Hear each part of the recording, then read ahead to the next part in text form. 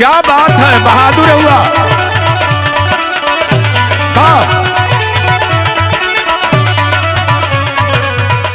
बहुत अच्छे, बहुत अच्छे।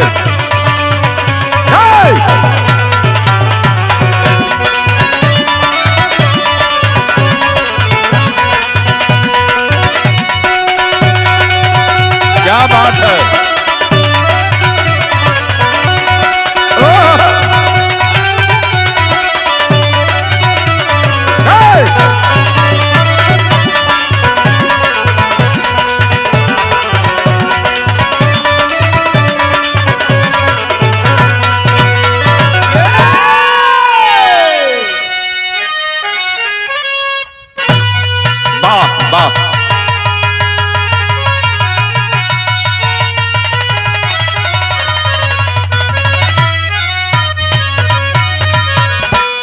अच्छा भैया, हम गायक कलाकार धनंजय यादव, गोठा बाजार मऊ जिला से आप सबको प्रणाम करते हैं।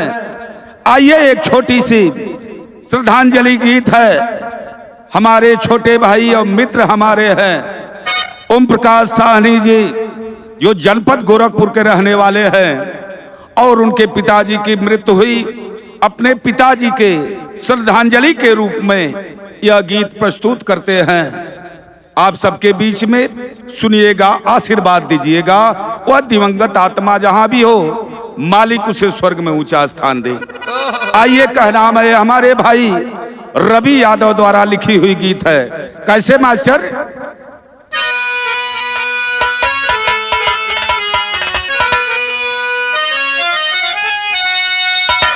एक दिन जाना पड़ेगा सभी को यहां से, मिथ्या सारा जगती, मौत ही सत्य है।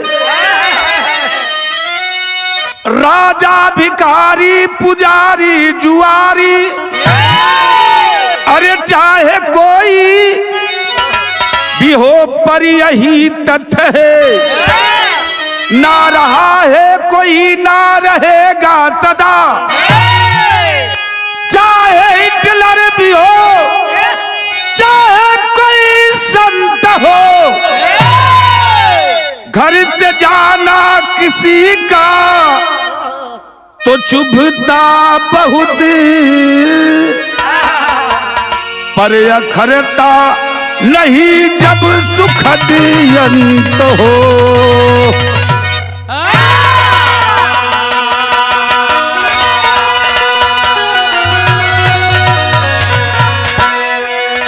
बिरहा वाला सुने वाला भैया,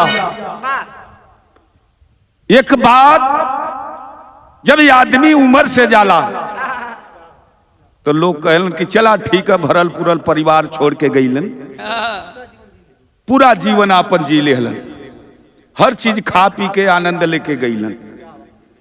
अजे बे समय का जाला तो लोग कहलन कि बड़ा गलत मौत मिलल, जाए के ना चाहत रहल। तो आइए, एक गजल की लाइन है। कैसी गजल है मास्टर बाल मुकुंद यादव जी? हमरे हीरा भाई हुआ, इनका एगो बड़ी गजब प्रेमिका है। ये गजल के प्रेमिका बड़ी टाप गावेले, आ हीरा भाई के देख के गावेले। कैसे गावेले मास्टर?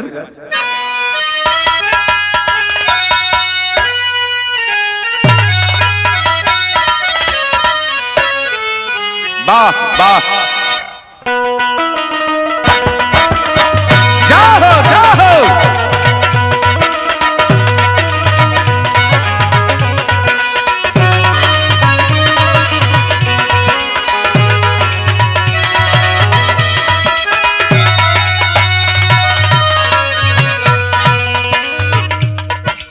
गावे वाली गौलस।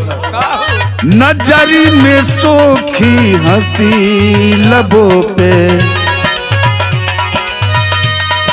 नजरी में सोखी हंसी लबों पे, अभी ये उल्फत नहीं है।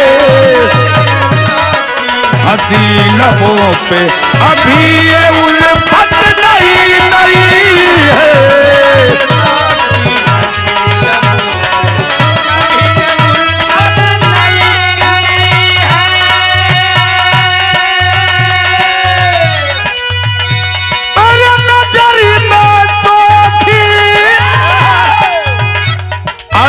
हंसी लबों पे अभी ये उल्फत अरे नहीं है, अरे तुम्हारा लहजा बता रहा है, तुम्हारा लहजा बता रहा है, तुम्हारी दौलत नहीं है।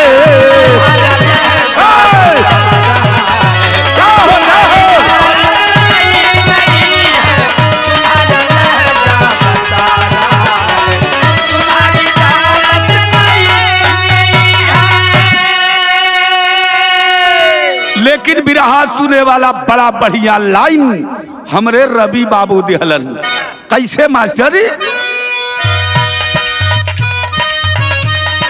बाहर जीवन पल में परलय हो जाई। कितनी बढ़िया लाइन है। मनुष्य जन्म लेता है, यही धरती का सबसे बड़ा सत्य है, जाना है। चाहे वह राजा हो चाहे भिखारी हो, सबको जाना है। जीवन है मौत है, यही सत्य है। कैसे? जीवन जी के जे भी जाला, जीवन जी के जे भी जाला, वो कर गई अफसोस न होला, वो कर गई अफसोस न होला।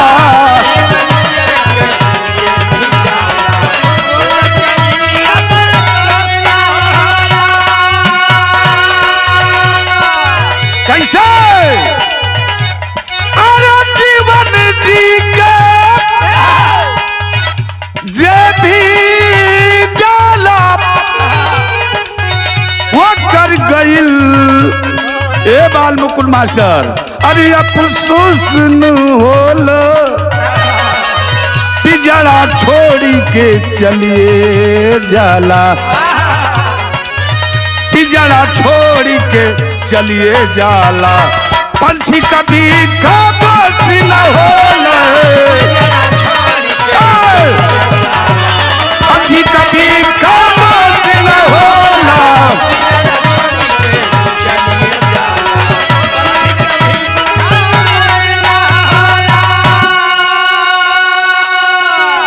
आइए सुनते हैं कहानी कहां से है। कैसे?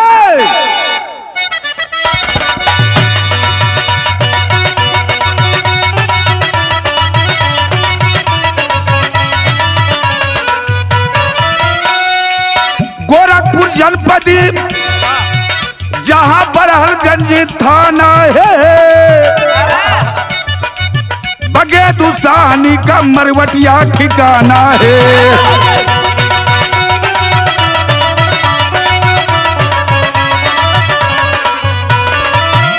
कहानी को समझ चले। गोरखपुर जनपद में बड़हलगंज एक मशहूर बाजार है। उस बाजार में जब पटना चौराहे पर दोहरी घाट से पार जाएंगे, पटना चौराहा पड़ता है। पटना चौराहे से जब पूरब आप देवरिया वाले रोड पे जाएंगे, एक पिड़हनी बाजार है। बाजार से दाहिनी साइड एक रोड गया है, मरवटिया गांव है, जो मुजौना ग्राम सभा के अंतर्गत वह गांव आता है। उसी गांव से एक परिवार की कहानी है। कैसे? शिवनंदन साहनी मोती रानी के औलाद रहे, बगेदू साहनी का जिगर बड़ा फौलाद रहे।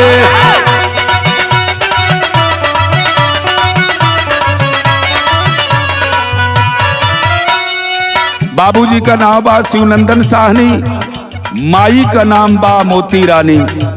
उनके बेटवा भैला के बहल जेकर नाम बा बगेदू साहनी। धीरे धीरे जब सयान हुए बगेदू साहनी जी, बाबू शिवनंदन साहनी अपने बेटवा बगेदू साहनी का शादी किए। 4 बेटवा 3 बेटियां पैदा हुए। परिवार का गाड़ी आगे बढ़ल त मास्टर बाल मुकुल ने इकट्ठे तर्ज लग गए। कौन तर्ज बा बाबू?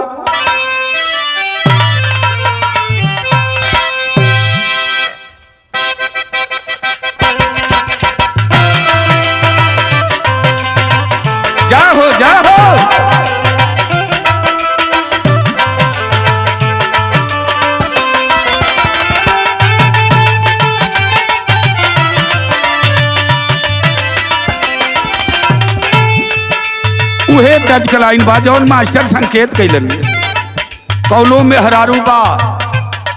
अब तो जुगे जमाना बदल गल, नहीं तो पहले बियाह हो जा तो ओकरी बाद गौना होके। आज सब कुछ साथे होत बा हीरा भैया। कौनो अपने में हरारू बा मरद से कहत बा गाड़ी एगो नहीं खुलल है बाबू, गाड़ी एगो नहीं खुलल है, वही से आवे के है। का कहत बा पटना से खुलल बा मिल, पटना से खुलल बा नया मिल, बिहान चली अइहा मोरे राजा जी।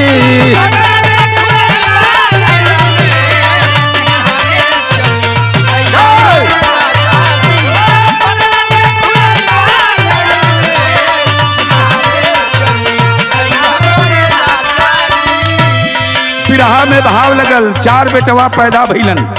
बड़े भैया राम सजीवन साहनी, दूसरा नंबर पर मुसई साहनी, तीसरा नंबर पर खजानती साहनी, चौथा नंबर पर ओम प्रकाश साहनी।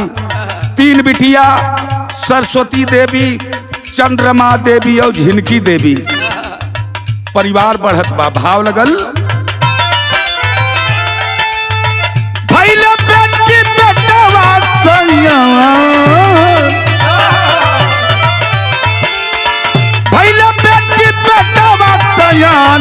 गुणन करे बाबू पाई मनवे, गुणन करे माई बाबू मनवे।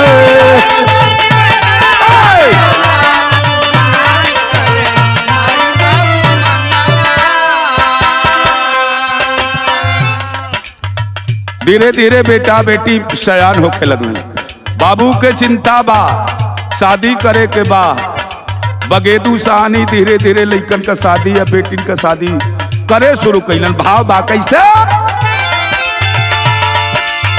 राम सजीवन साहनी के पति इंद्रावती, मुसई के धनजीरा, खजांची के लालमती, लालमती।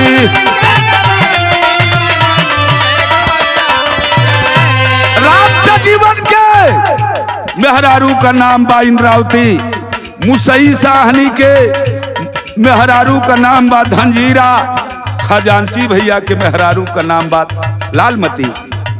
ओम प्रकाश का भी शादी करे के बाकी बा। 3 जानी का तो बियाह कर दिला, ओम प्रकाश बाकी हूँ। भाव लगल राम सजीवन साहनी के बाकी इंद्रावती,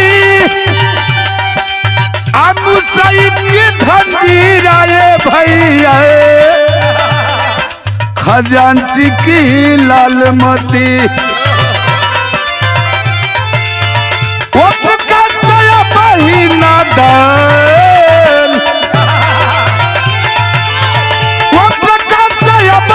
दान गुलाम करे मायौरी, गुलाम करे माई बाबू मनवे। जाओ जाओ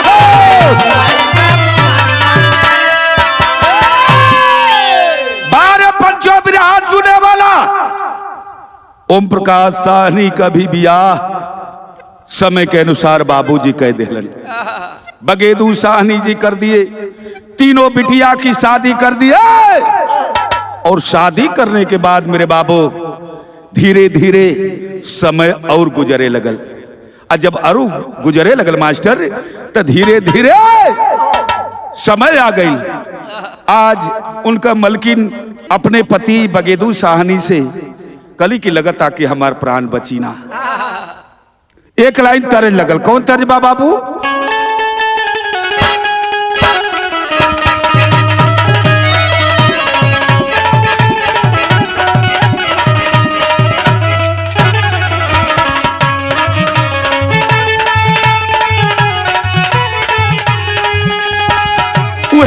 लाइन बा, आजकल बड़ा प्रेम से लोग गावत हूं। कैसे? अरे बहरे मारेला मजा,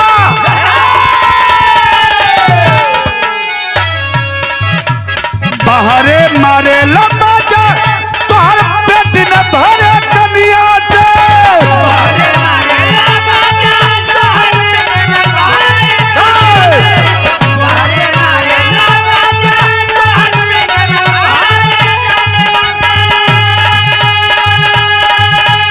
बहरे मारेला मजा, तोहर पेट न भरी कनिया से। नहा की अब ये राजा छुआ के अइला नचनिया से।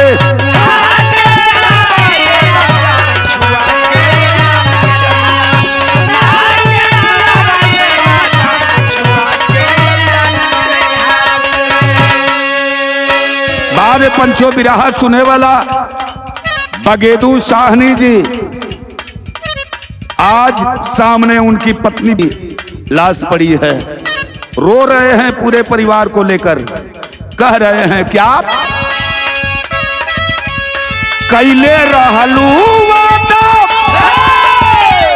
कैले रहलू वादा, हमर साथ निभाइबू हो।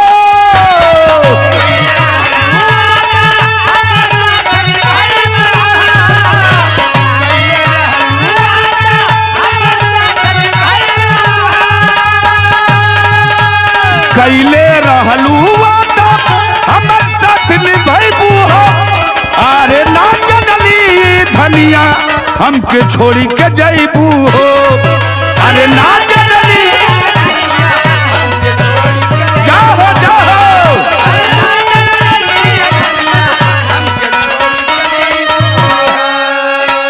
पूरा परिवार का लोग रोवत बा, भाव लगल अंतरा में, कह नाम है कैसे? अपने तक गईलू हमके, अरे कई के बेसहारा, हमारी जिंदगिया कैसे लगी है किनारा।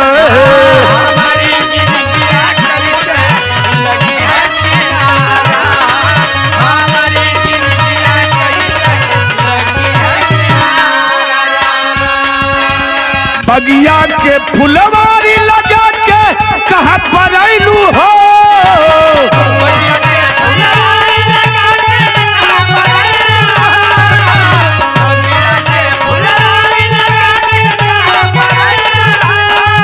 अरे बगिया के फुलवारी लगा के कहाँ पर आइलू हो।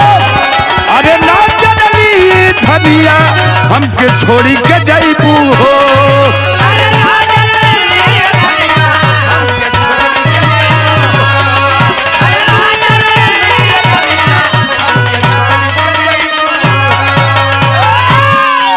बारे पंचो, आखिरकार धीरे धीरे बगेदू साहनी जी अपने परिवार को सजाकर फिर आगे बढ़ाना शुरू कर दिए।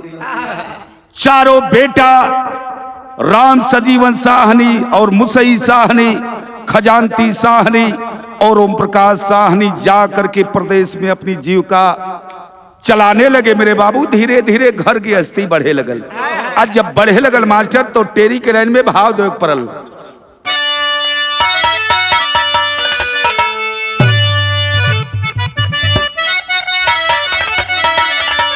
भाव लगल टेरी में कैसे? अरे दुनिया से सबकी जाए के पड़ी ये पंचो। अरे दुनिया से हो दुनिया से सबके जाए के पड़ी। कागज दास कबीरा मौत से क्यों का लड़ी। बारे पंचो, आखिरकार धीरे धीरे बगेदू साहनी का उम्र 100 से पार हो गई भैया।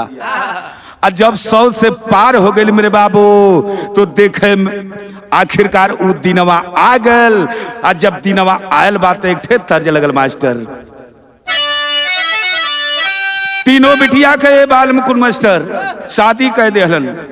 सरस्वती का शादी हो गई, चंद्रमा का शादी सरगापुर सदर खांव के बिलवा सरस्वती देवी का शादी भइल, झिनकी देवी का शादी सरहा हो गई।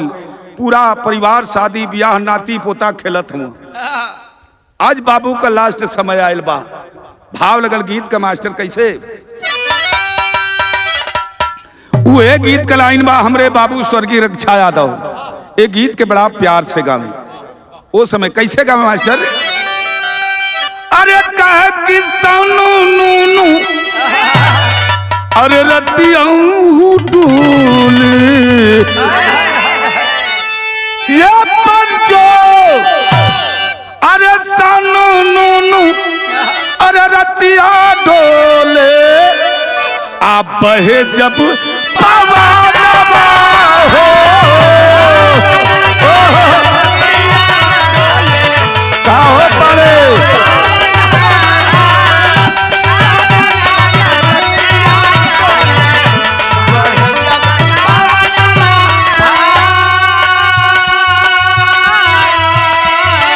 कबो कबो हमारी यहाँ का रहे वाला हमार बड़का भैया हुआ चंद किशोर पांडे जी, इनसे जब हमार विराह होला आजो आयल हुआ, तब चंद किशोर पांडे के जब हम चापीला तब गाइला कैसे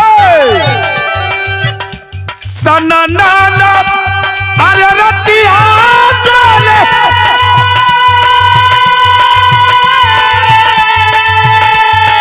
तब जबी अरे पवन भूजी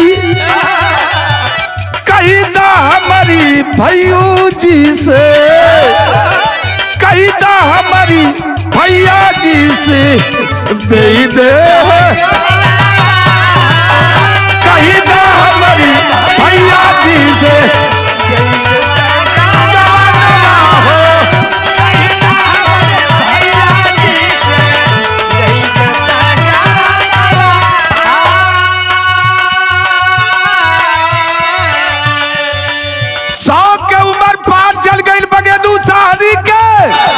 जब 100 के उम्र पार चल गए मेरे भैया तो देखे आज अंतिम दिन आए हीरा बाबू।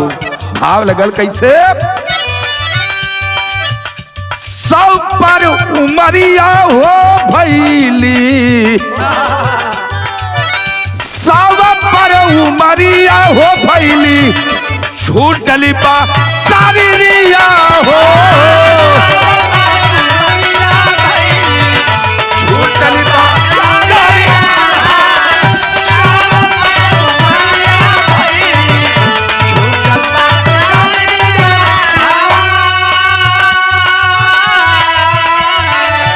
बगेदू शाहनी जी का धीरे धीरे प्राणी शरीर छोड़ दिलस। शरीर परल बा दरवाजे पर पूरा परिवार का लोग रोवत बा। आ कहत बा कैसे कैसे सब पर उमरिया हो भाई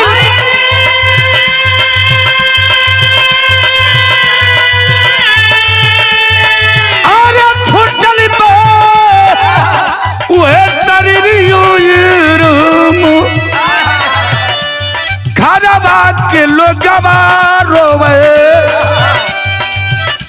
घरवा के लोगवा रोवे आंसू भरी नजरिया हो,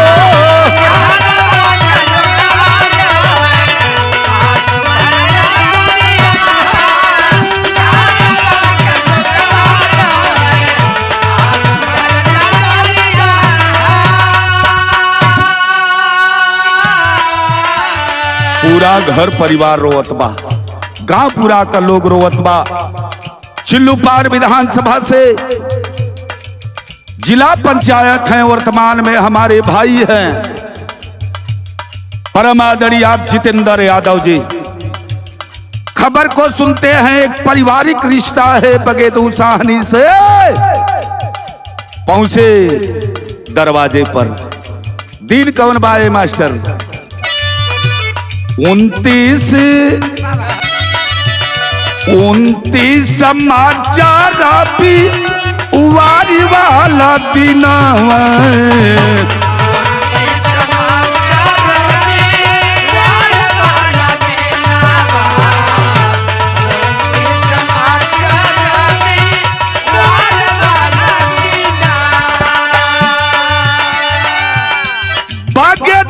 होई गईले आ जाई सपनावा हो आ जाई सपनावा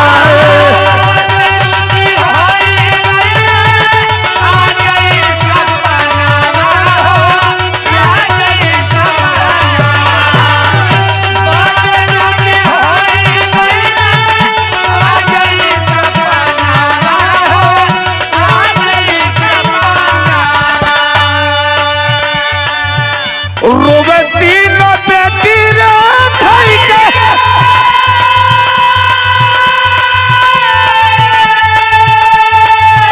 अरे बाबू के प्यारी घरवा के लोग रोवे घरवा के लोग रोवे आंसू भरी नजरिया हो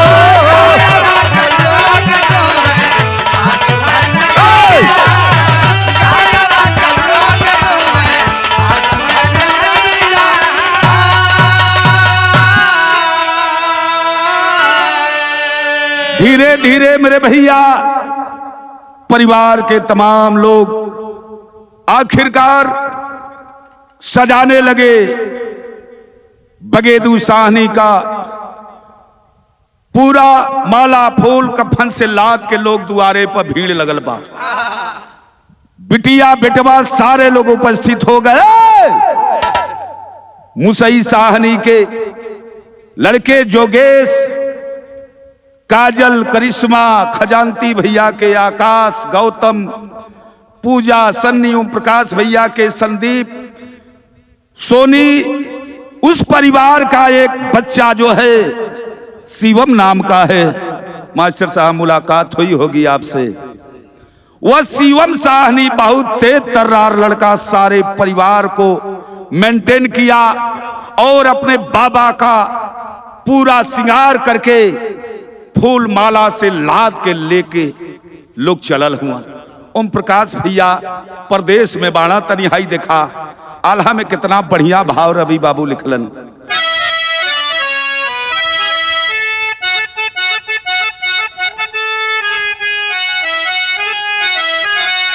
आल्हा में लाइन लगल कैसे अरे समय ऐसा होले हीरा भैया। अभिमन्यु भैया जो हरिओम स्टूडियो के मालिक हैं, आजमगढ़ से हमारी तमाम गीतें हरिओम स्टूडियो से आप लोग सुनते हैं और तरह तरह की गीतें, लेकिन समय ऐसा हम केहू के छोड़लस ना, समय केहू के ना छोड़लस। लोग बतावे ना कि एक दिन राजा हरिश्चंद्र रहला, लेकिन डोमे के हाथे बिकाए के पड़ल। समय आयल ये लिए भाव देव पड़ल कैसा अरे समय पे बोले जमाने हाय देखा मऊआ दिया न जाऊ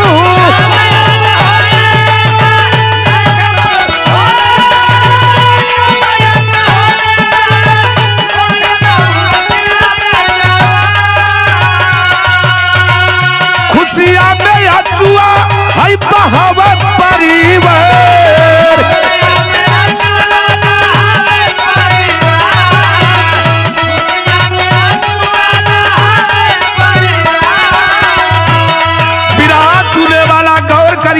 भैया। हाई देखा हमरे बगेदू साहनी के छोटका बेटवा हुआ ओम प्रकाश साहनी कला ये धनंजय भैया ऐसा मौत सबके भगवान दे 100 बरिस से पार गई ना, यही लिए भाव दे परल ऐसा मौत बोले सबके हीरो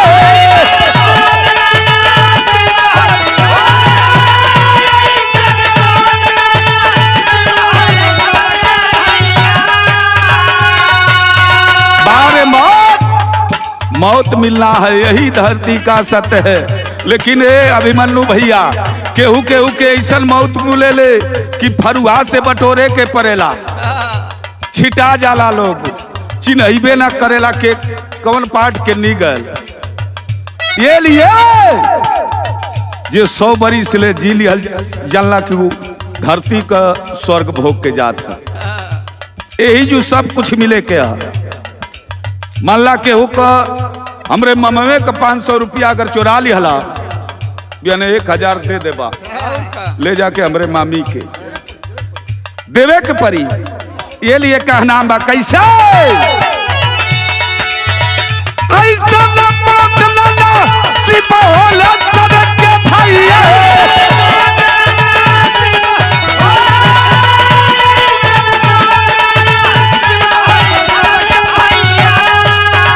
चाहे लाख जुगती लगा वैसा न जाए।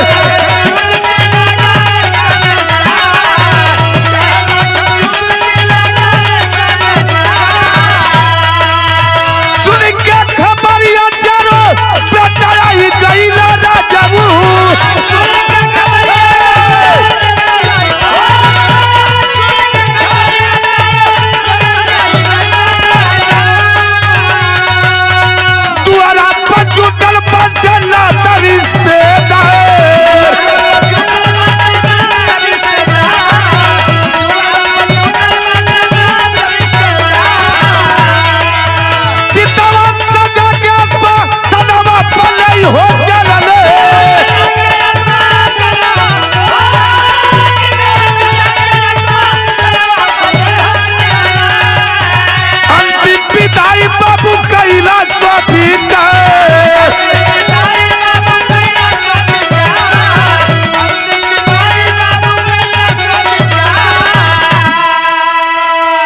चिता सज गया बड़हलगंज।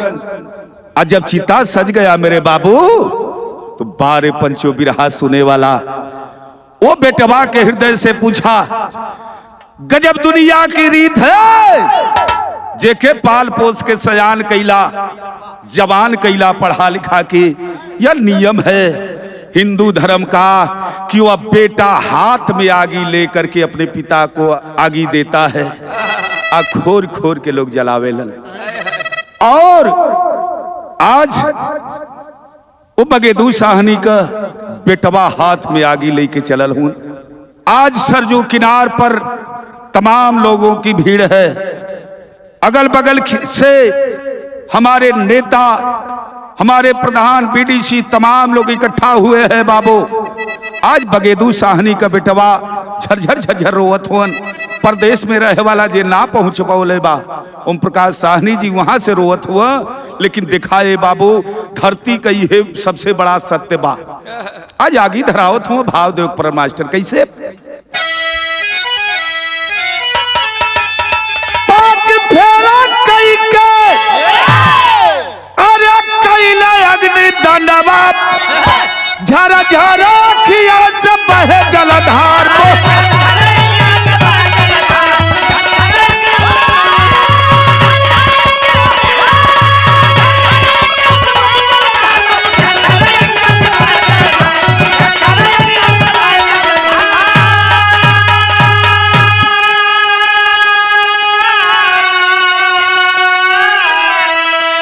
आखिरकार श्रद्धांजलि के रूप में ओम प्रकाश भैया द्वारा यह गीत धनंजय यादव को गवाने का काम किए। और आज अपने पिताजी के लिए जहां ओम प्रकाश साहनी जी रहे वहां भी उनके तिरही का आयोजन किया गया और घर भी आयोजन किया गया। यही लिए तो लास्ट लाइन में लिखे पड़ल कैसे अरे दुनिया में जिंदगी अनमोल खजाना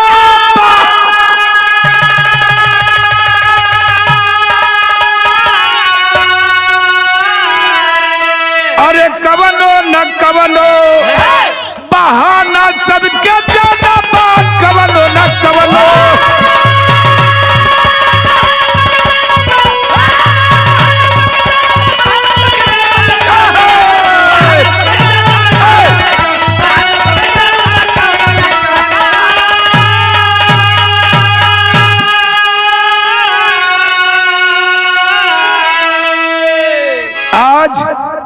अपने बाबू के याद करके बगेदू साहनी के, राम सजीवन साहनी और ओम प्रकाश भैया, तमाम चारों भैया पूरा परिवार इहे याद करत बा कि बाबू हमार गईला त हाथ जोड़ के इहे एक ठे बात कहलन। कावन बात कहला मास्टर?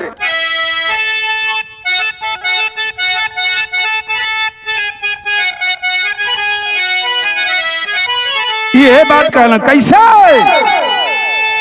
अरे चलती के बेरी कवन गुनवा सिखवले जा, अब बचवन के बाबू हाई रहिया देखवले जा।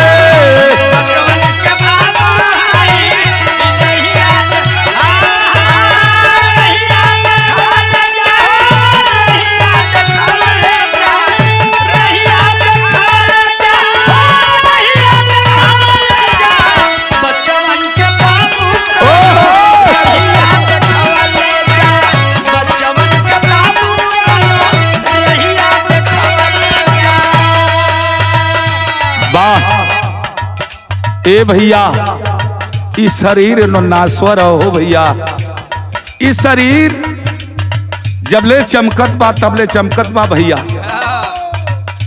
जब बुढ़ाई आवेले तो सब ये शरीर का सबसे बड़ी दुर्दशा है। ये बुढ़ाई से लोग घिनाए लगेलन। न ये धरती पर अपने जन्मले का लड्डू खा सकेला, न मुअले का पूरी खा सकेला। ये शरीर का उदशा है। ये लिए कहना बा कैसे? छूट गई टूटल बटोरी राम,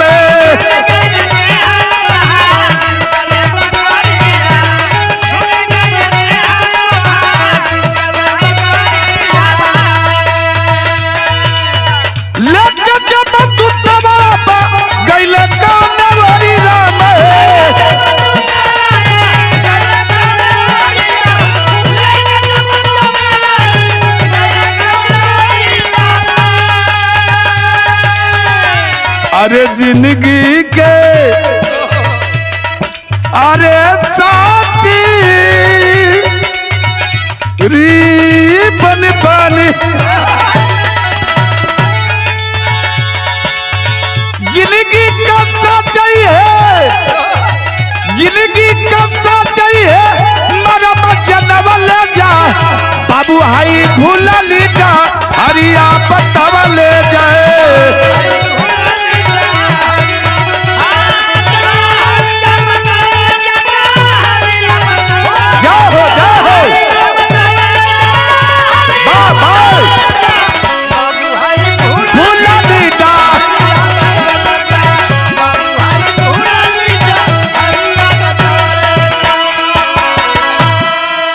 आज वह आत्मा इस धरती पे नहीं है, मालिक उसे स्वर्ग में ऊंचा स्थान दे बगेदू साहनी जी की। और मैं सच्चे दिल से अपने हरिओम परिवार की ओर से आपको सत सत नमन करते हैं। यही मेरा विरहा समाप्त हुआ। यह रिकॉर्डिंग हरिओम स्टूडियो आजमगढ़ से हम गायक कलाकार धनंजय यादव, रवि यादव की देखरेख में। कैसे आइए मास्टर? गुरु बिहारी गुरु गणेश गुरु रामलाल मोर पावन, स्वर्ग में से रक्षा कवि रवि की गीत सुहावन। अरे दुनिया से सबके जाए के पड़ी, काटे रवि धनंजय विधि का ये लिख दिया। दुनिया से